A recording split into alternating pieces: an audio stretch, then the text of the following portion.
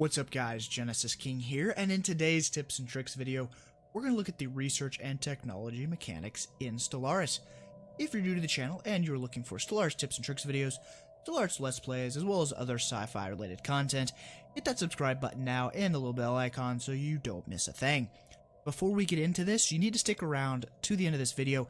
I found something really cool online that has to do with technology that will really help you out, so stick around and find out what that is. So, just base level to start off with, there are three categories of research in Stellaris. There is physics, society, and engineering. Within each of these categories, there are subcategories, and you can see those on your screen now. I'm not going to dive into these specifically, but you can see them on their screen. They're not that important to the mechanics of research, but there is a small piece that we'll get into more when we start talking about scientists specifically. So each technology has a base cost. So for example, this tech right here has a base cost of 12,000. That being said, this base cost is increased by the amount of empire sprawl that you have. So for this empire right here, we have an empire sprawl of 169 and an admin cap of 90. So since we are over the admin cap, we are getting a penalty towards our tech research, and that penalty is 35.5%. So if we hover back over the tech cost, you see the actual cost to this tech is 16,260 society research from the base of 12,000.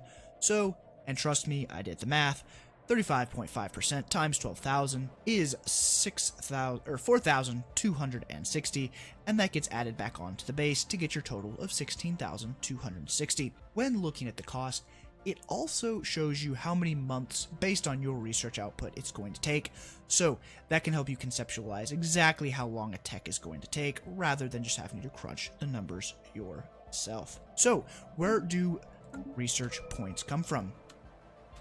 The main three places that it comes from, first of all, is your research stations throughout your empire. The second main place, and actually probably the main place, is from researcher jobs. So researcher jobs are generated by buildings for research. So at this point, I believe we're at level 2, and those are research complexes, but any research buildings you have will produce researcher jobs, which in turn will produce research points. The third place that you can get research points is from other buildings throughout the game. A few that come to mind are Gene Clinic. One specifically here is Business Management Nexus.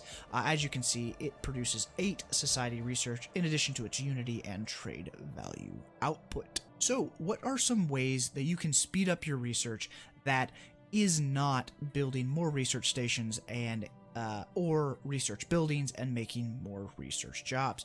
Well, one of the ways is, if we come back over here into our technology screen, is to match up your scientist traits with the science that you research. So for example, each scientist has a trait. For example, this person here has a trait of Spark of Genius, so they get a flat 10% bonus to any research that they do. However, for Corona here, and remember we talked about those tech subcategories, she has an expertise in the subcategory of military theory. So for any military theory technology, we're going to get an additional, in this case, 15% bonus to its research. And you can match these up based off the image, but this one here is going to be a good example. Galactic Campaigns, it is a military theory, so we'll go ahead and research it. And if you hover over the research progress here, you can see the base points that your empire is kicking out, but then below that is going to be the different bonuses that you can get. And the very first one listed here is that expertise in military theory of the plus 15%.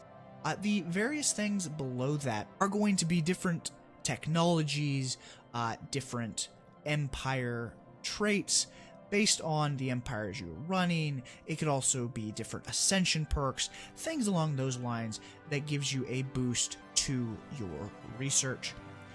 So here we get a plus 49% on top of our base. So again, doing the math, 226.69 times 49%, if you add that together, is 337.77. So that is your total monthly progress towards research. A few other ways that you can increase your research speed is to assist research via a science ship on a planet.